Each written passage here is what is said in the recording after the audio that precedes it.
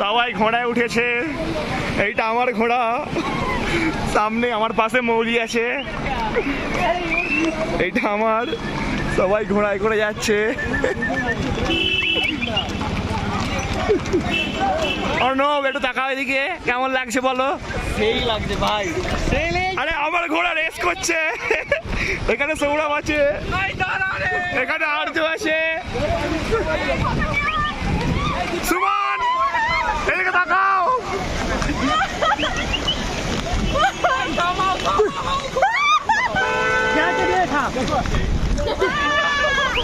ওই সুমন, সুমন, সুমন।